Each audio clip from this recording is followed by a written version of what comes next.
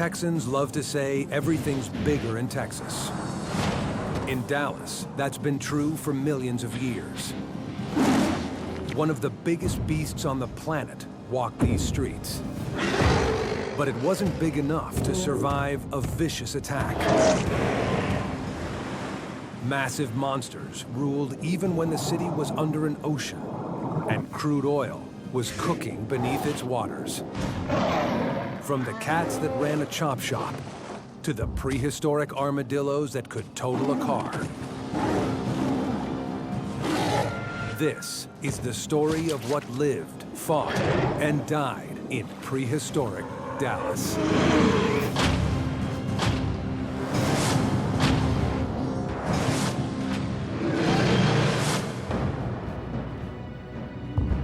Towering over the rugged plains of Texas are the ultra-modern twin cities of Dallas and Fort Worth, also known as the Metroplex, the third largest metropolitan area in America. Only 150 years ago, these were dangerous outposts in the Wild West.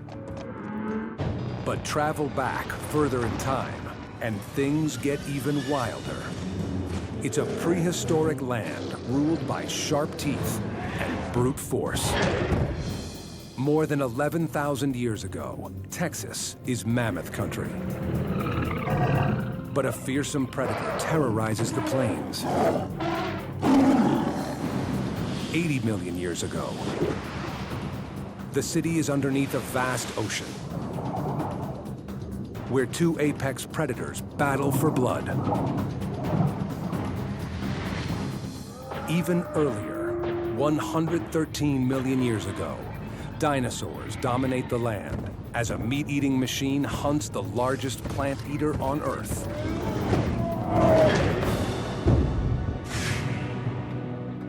Modern-day Dallas-Fort Worth is a stronghold of cowboy culture. A culture founded on 4-foot-long horns and 800 pounds of attitude. The Texas Longhorn, a creature that evolved from cattle the Spaniards introduced 500 years ago.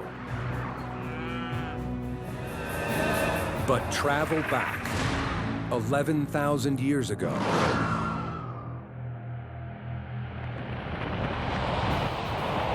And it's an even more massive creature that locals rely on for their barbecue. It's the Pleistocene era, near the end of the last ice age. And northern glaciers reaching about as far south as Wisconsin are cooling the Texas climate. The first humans have arrived on the continent after crossing the land bridge between Asia and North America. They populate many areas of Texas. They're called the Clovis people, named for an archaeological site near Clovis, New Mexico. And their prey is the biggest creature in North America.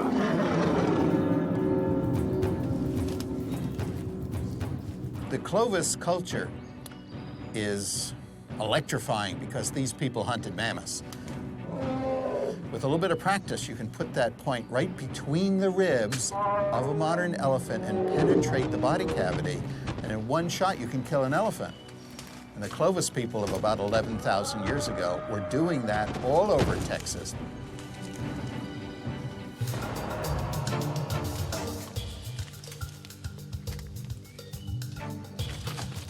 The fossils reveal knife markings on bone, ancient evidence that the Clovis actually butchered the largest Ice Age mammal. The Texas-sized 11-ton Columbian mammoth grew to 13 feet tall, making it the largest elephant species ever to live. A mammoth's average weight is as much as 10 tons, equal to 130 humans. Scientific studies of bone development in mammoth bulls show that the beasts don't stop growing until age 40. Many die of old age at around 80 years.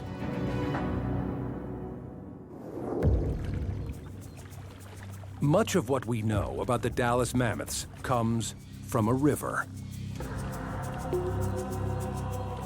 Flowing within sight of downtown, the Trinity River is narrow and easily overlooked. But its muddy banks hide the secrets of an Ice Age kingdom.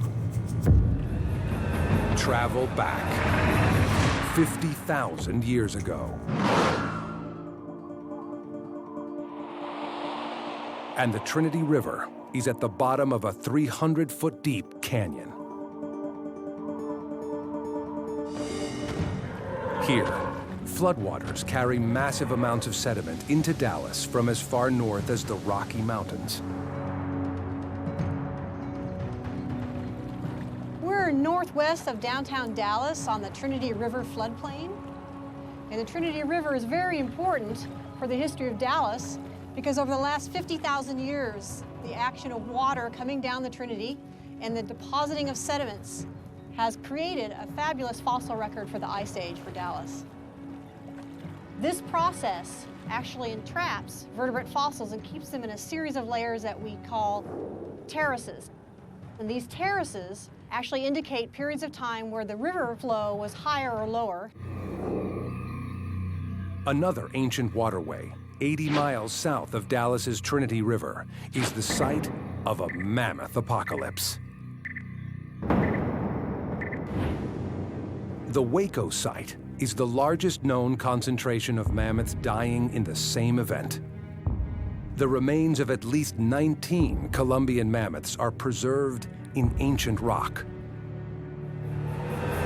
Travel back 65,000 years ago.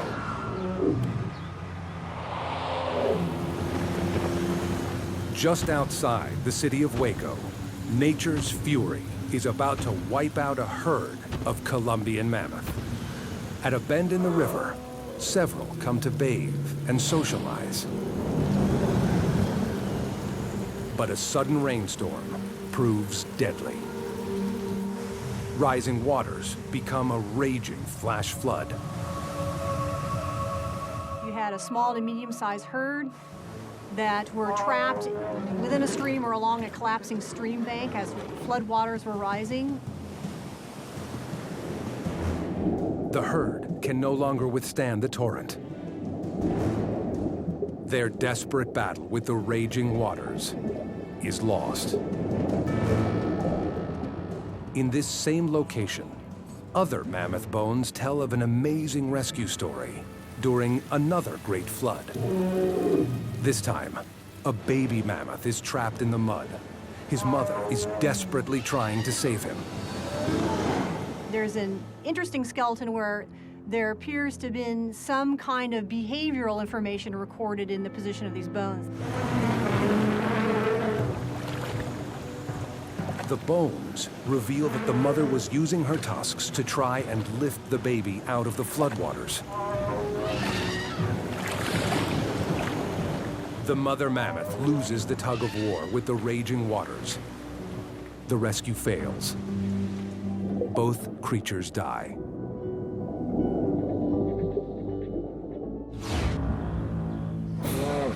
For young mammoths in Ice Age Dallas, the end is never far away. Sometimes that end comes in one ferocious attack.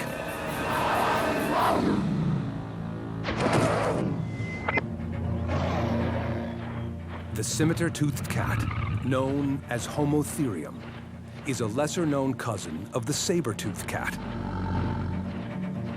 It was a large, lion-sized predator and pretty widely ranging. Some consider it the American lion of the Texas prairie. It slightly resembles the African hyena with a sloping back and short hind legs. Excellent for leaping on prey. But it's the two sharp canine teeth, named after the ancient curved sword, the scimitar, that set this cat apart. So the upper canines of Homotherium have these fine serrations, especially along the back end. And these fine serrations act like the serrations on a steak knife. It can cut through tissue. The two canines perform the kill, and the front incisor teeth do the skinning. Of all living cats today, only the tiger has such large incisors.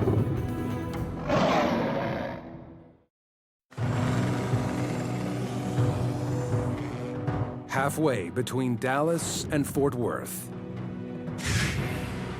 the Dallas Cowboys dominated the Trinity River floodplain.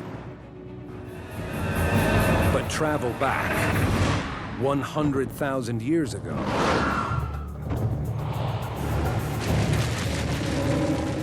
and real heavyweights rule this turf. In the heart of Texas, the Trinity River mammoths lord over prehistoric Dallas. Long before the Clovis people arrived to hunt them 11,000 years ago, there is another, more terrifying threat. And finding fresh meat is its one true purpose. The scimitar cat, or Homotherium, is a carnivore with dagger-like teeth and the strength to bring down much larger prey. What we do know is that Homotherium did attack very large herbivores, very large prey, and that prey included mammoths.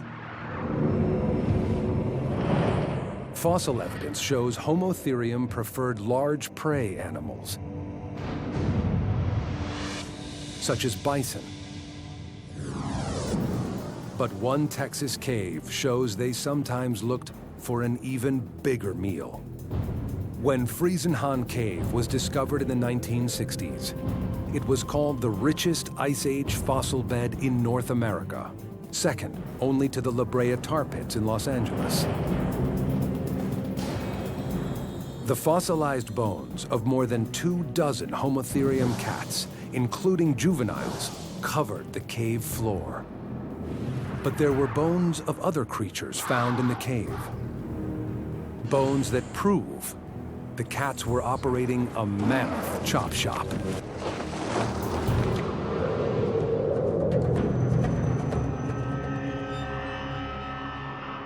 At dawn, a group of Homotherium see movement in the valley below their den.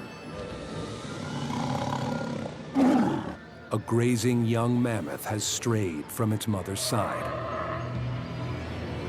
A mistake that proves fatal.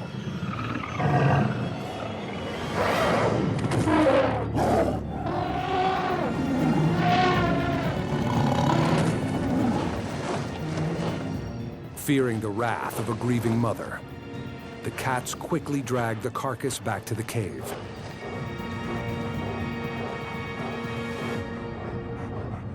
The record of this butchery was preserved on the floor of Friesenhahn Cave, where the remains of at least 34 baby mammoths were found. These bones have evidence of tooth marks, and this really supports the notion that these cats were actually killing young mammoths, dismembering them somewhere near this cave site, and then bringing in large parts of those young mammoths into the cave to continue to strip the meat from the bones.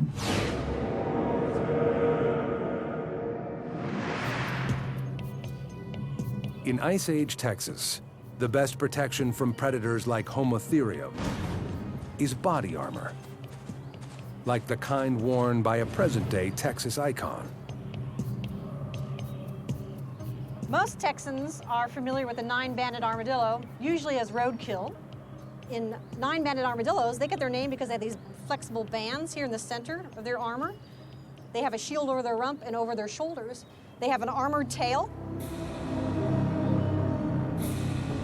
Armadillos inherited this body armor from a supersized ancestor. Travel back 2.5 million years.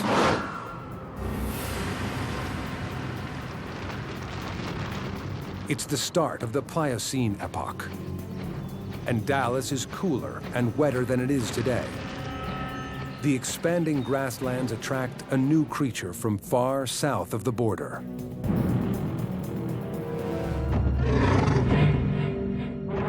beginning of the Ice Age, we are invaded. We're invaded by exotic monsters that evolved in South America.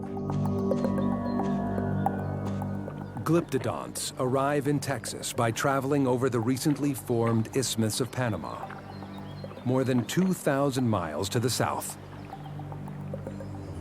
These monsters can reach the size of a Volkswagen Beetle. As vegetarians, they present no danger to other animals.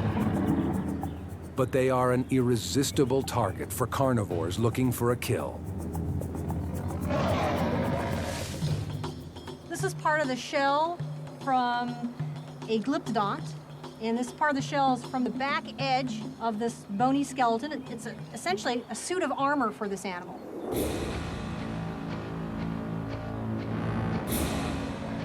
A bony cap protects the skull from a direct attack.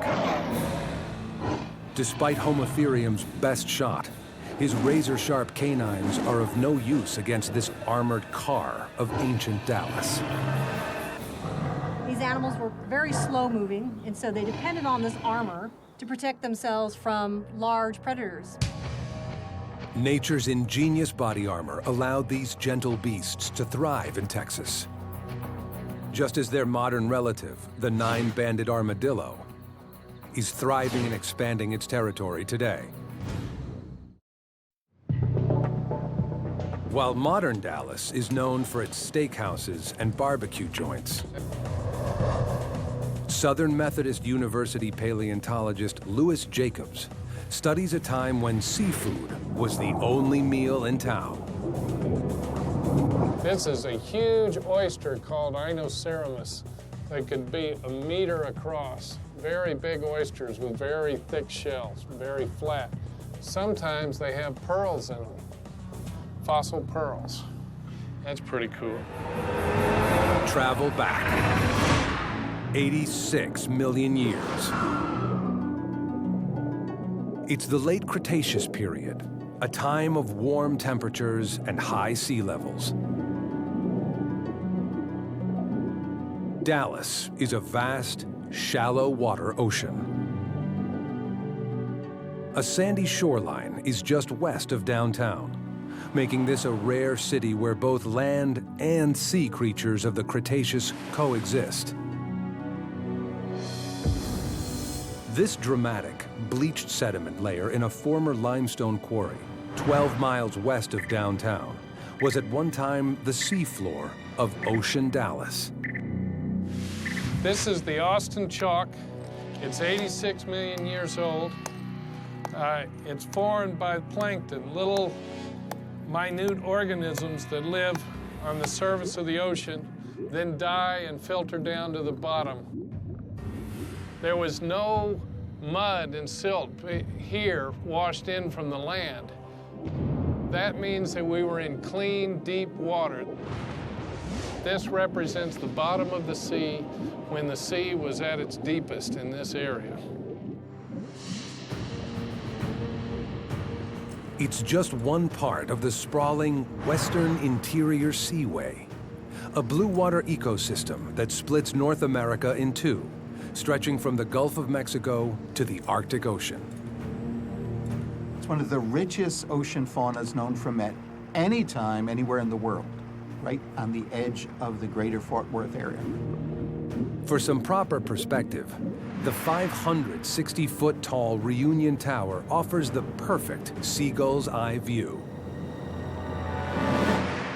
Here we are overlooking downtown Dallas, and 80 or 90 million years ago, much of what you see here would have been underwater. And looking at some of these taller skyscrapers here, the water level would be about 1/4 of the way up some of those buildings. Although this is the age of the dinosaurs, the waters of Ocean Dallas are ruled by huge marine creatures competing for a thriving fish population. Ichthyosaurs resemble modern porpoises. They are deep-diving, fast-swimming creatures that can hit top speeds of 40 miles per hour. These waters are also prowled by long-necked plesiosaurs, huge reptiles that grow as long as 65 feet. It's the same creature that some believe they've seen in Loch Ness. Terrorizing the deep in Ocean Dallas is a hungry super shark that's so efficient, its modern relative, today's great white, has survived and thrived to the present day. We're here at the Dallas World Aquarium in their shark tank, and just like Dallas 80 or 90 million years ago, we're underwater. This tank is teeming with a variety of fishes, including a variety of sharks. Sharks that in some ways were very similar to our Cretoxorhina, the giant shark of the Cretaceous, the shark that reached about 21 feet in length and was basically the great white shark of the time. Its wicked teeth inspired the nickname Ginsu shark. The very large, very sharp daggers are used with a saw-like technique, slicing and dicing prey into small, bite-sized chunks. The teeth are wedge-shaped with the serrations so that they can drive right through flesh and probably bone. The animal was such a huge killing machine that it could consume whatever it could catch. And it could catch pretty much anything that was out there. Dallas area paleontologists have also unearthed the fossilized remains of yet another monstrous marine creature. It's a common find that says Cretoxorhina may have met its match. Reaching up to 50 feet in length, mosasaurs are highly evolved marine reptiles with the bite force to rule Ocean Dallas. A powerful tail drives the eel-like creature with tremendous bursts of speed. A specialized double-hinged jaw means that prey can be gulped down whole, similar to the way a snake swallows its victim. We're looking at a mosasaur skull that was found about a 15-minute drive from downtown Dallas. You notice in these jaws these strong, sharp teeth that were perfectly designed for picking up big prey items. Once these teeth were locked in, prey was no longer able to escape. The only way out was down to the stomach. The largest of all mosasaurs is called the Tylosaurus. When it crosses paths with the Cretoxorhina shark, the prehistoric brawl is on. The shark uses its speed and smaller size, while Tylosaurus relies on its huge mouth and whip-like tail. 86 million years later, the winner in this fight is written in bone. I'm holding a section of a rib from a specimen of Tylosaurus. It's from a very large animal about the size of the one you see here. If you look closely, you'll see these parallel grooves in the bone. This is evidence of predation by sharks. So again, a 50-foot animal that would have been groceries for a lot of sharks for a long time. We can pretty safely infer that the shark fed on the mosasaur. What we don't know necessarily is whether the shark killed that mosasaur or came across a free meal. It's only fitting that one of America's biggest airports is found in Texas.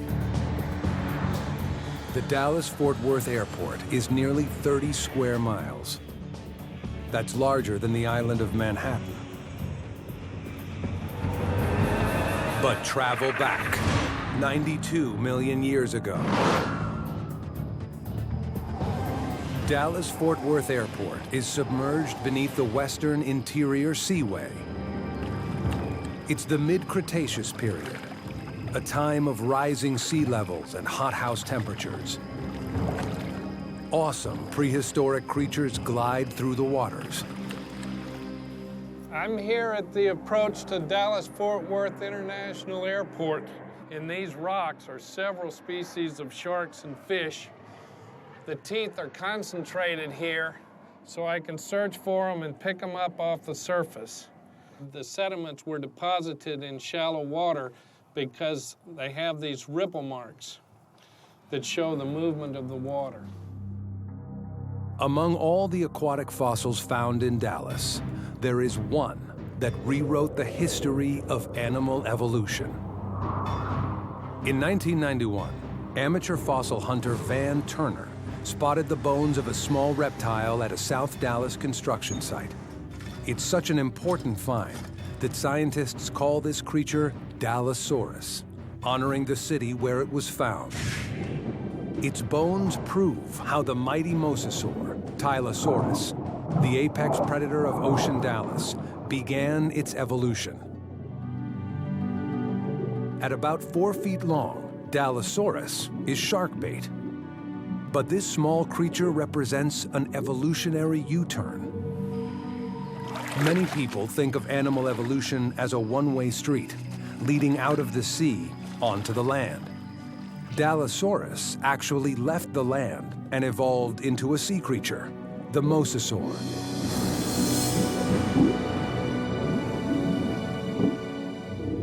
Most striking was the condition of the limbs. Dallosaurus retained a very primitive limb configuration, much like you would see in a terrestrial lizard. It probably retained a swimming behavior very similar to what you see in modern lizards. So there are a number of lizards that do take to the water to hunt. The modern-day Komodo dragon is a relative of Dallosaurus. Its limbs are in use while swimming. A perfect snapshot of how Dallosaurus moves through the water, and at one time was able to walk on land. The discovery of Dallosaurus verifies that mosasaurs evolved from land-dwelling lizards. As the climate changed and sea levels rose, they left the land and evolved into fully aquatic creatures at the top of the food chain. Ancient proof that everything keeps getting bigger in Texas. Travel back 96 million years ago.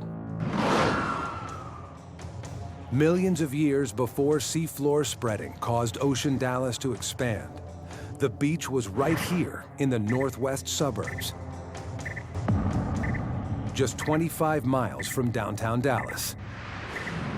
We're out here at Lake Grapevine, which is a reservoir that provides drinking water for Dallas.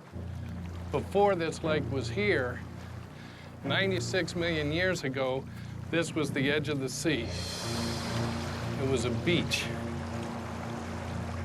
We can tell it was a beach because here is sandstone. It's what remains of ancient dunes along the 96 million year old beach. And along the edge of the ancient stream, you see 96 million year old remnants of fiddler crab burrows where the fiddler crabs lived. These 96 million year old rocks at Lake Grapevine are ancient proof that Dallas' near suburbs were a thriving seashore community. Today, Dallas-Fort Worth's Longhorn drives are mostly for show, celebrating the days when cowboys tamed this wild cattle breed.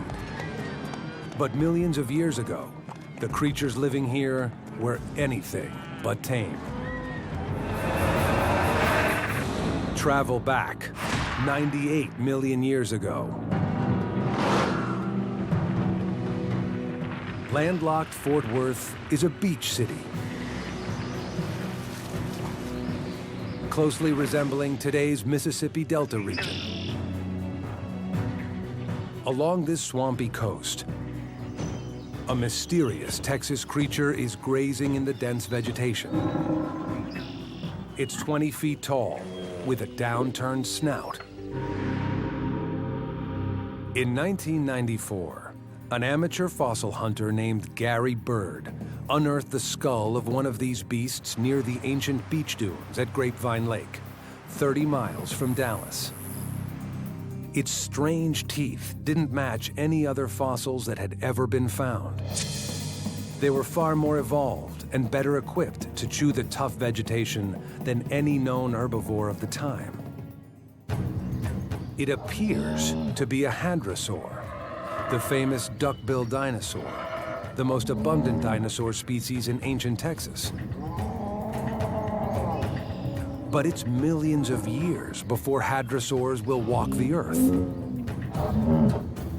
The discovery rocked the world of paleontology. Bird had uncovered a completely new kind of dinosaur. Scientists called it protohadros, meaning beginning hadrosaur. If you want to prove that evolution has happened, you want incontrovertible fossil proof. Can we do that for dinosaurs? Yeah, thanks to the protohadrosaur found near Dallas.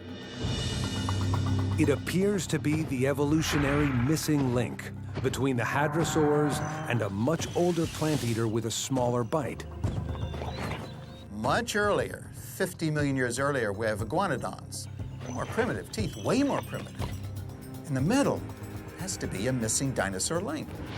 In the Dallas area, they found that link, the protohadrosaur, an animal changing its teeth and its body to become more efficient at processing tough plant food.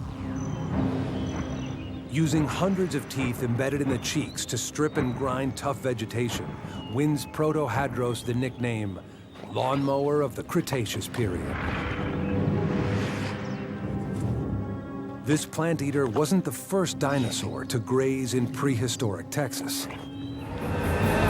Travel back 113 million years ago.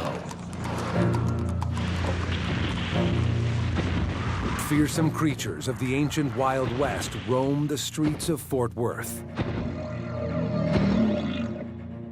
110 to 120 million years ago, this would have been dinosaur country. You'd have large herds of sauropods migrating through, and then massive carnivorous dinosaurs like Acrocanthosaurus hunting and tracking these groups of herbivores right here in Fort Worth. Acrocanthosaurus is a meat-eating machine, similar to T-Rex, but from a different dinosaur family. South of Fort Worth, along the Paluxy River in Dinosaur Valley State Park, hundreds of footprints tell the story of a vicious attack. 113 million years ago, this area was a big old mud flat along the ocean. Some believe this seaside mud flat was the scene of a prehistoric battle of the beasts, where Acrocanthosaurus hunted a much larger plant-eating dinosaur. We're in the middle of the Paluxy River, and if you'll notice, there's numerous tracks all over the thing. This is a footprint. You've got 3 toes. This is probably made by the Acrocanthosaurus. Acrocanthosaurus has small feet for its large frame, reaching up to 30 feet in length. Its trademark is a long, tall fin along the spine. The name literally translates into high-spined lizard or high-spined reptile, and the neural spines of this animal extended like baseball bats off the mid-vertebrae. The spines may have just been attachment points for muscles. Some believe they helped regulate body temperatures by improving blood circulation. But his most terrifying asset is a huge, powerful jaw and razor-like teeth. These things had a ferocious bite with a mouth lined with basically daggers for teeth. But Acrocanthosaurus was not alone on this ancient Texas seashore. Running alongside the Acrocanthosaurus prints, just a few feet away, there's another set of tracks. These appear to be made by a large, long-necked dinosaur. This animal is probably twice the size of a big bull African elephant. We've got trackways. Here's a hind foot. He steps from right here to right here. Here's a left, here's a right, a left, and a right, and you probably put his hip bone up there about 15 foot. The prints are believed to be from a massive plant-eating sauropod that scientists have named Paluxysaurus. Sauropods, in general as a group, were among the largest terrestrial animals to ever live on the planet. Some of them exceeded 120 feet in length, weight in the range of several tons. Massive animals, but they were herbivores. They were not carnivores. The Paluxysaurus is so big that it was named the official state dinosaur of Texas. Despite the creature's enormous size, the footprints indicate that Paluxysaurus was moving fast, perhaps trying to outrun the bloodthirsty Acrocanthosaurus. South of Fort Worth, Texas, the Paluxy River in Dinosaur Valley State Park is the scene of a vicious attack. 113-million-year-old footprints suggest that two large dinosaurs were locked in a deadly chase. We actually have a preserved case of what looks like an attack of an Acrocanthosaurus charging in and coming in from the side at a moving sauropod, likely Paluxysaurus. But how did the chase end? The footprints that answer this question were removed from the riverbed in 1931 by R.T. Bird, the fossil hunter who discovered the site. They're on display in a New York museum. These prints seem to show that the Acrocanthosaurus suddenly swerved toward the larger Paluxysaurus. They think, I mean, this is 113 million years ago, but they think that that animal may have jumped up on the side of the large sauropod. The Paluxysaurus has no chance against the wicked teeth and crushing bite force. His prey immobilized, the Acrocanthosaurus will now have enough meat to satisfy his enormous appetite for weeks. These massive monsters of the Paluxy River highlight Texas' supersized reputation. But it's a class of ancient microscopic creatures that is making Dallas an energy-producing heavyweight. Travel back 325 million years ago. Texas is deep underwater. It's rotated 90 degrees and a part of the minor subcontinent Euramerica, formed when South America collided with North America.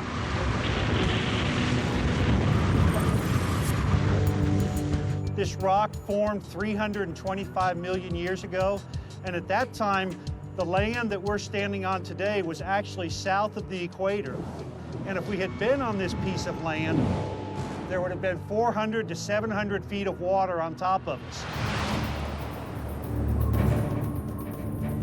Swimming in the deep of this prehistoric sea are billions of microscopic creatures called zooplankton. They use tiny arm-like extensions to capture prey and move in the water. As they die, their skeletons sink to the bottom and form a layer of gooey organic sludge. This is the first phase of the formation of priceless natural gas and oil fields right beneath Dallas and Fort Worth. The organic matter was preserved, and then sometime later the rock was taken deep into the earth, and when that happened, the organic material in it got cooked, just like in a refinery. And when it was cooked, it was converted into gas and oil, and the gas is what we're drilling for today. The decaying zooplankton and organic plant material are responsible for the East Texas oil fields. So productive, their bounty of oil helped build Dallas into the city it is today, producing more than 6 billion barrels of oil to date. Directly beneath Dallas-Fort Worth, the zooplankton produced methane gas, trapping it in an ancient rock layer called the Barnett Shale. We're at a natural gas drilling site in the Fort Worth area. The rig behind me is targeting the Barnett Shale, and here's a piece of it which they've taken out of the ground. You can see it's hard, dark, shiny. It's amazing that there's anything in here, and it's even more amazing that they can get anything out. a high-pressure water jet fractures the rock, freeing the gas from the pores of the rocks where it's trapped. Some experts estimate the Barnett Shale contains 60 trillion cubic feet of natural gas, believed to be the largest onshore field on Earth. Most geologists feel that these wells will be producing from 30 to 50 years, so certainly they will last longer than I do. It all began with tiny prehistoric creatures, the first in a long line of strange beasts to occupy a constantly morphing Texas landscape, where dinosaurs joined the chase for survival. A missing link mowed down the prehistoric prairie, and another stalked the seas, where Ice Age beasts fought to protect their own and destroy their enemies. And early man gave way to the modern metroplex. In today's Texas, they say everything is bigger. But it was always this way, in every era, in this place called Prehistoric Dallas.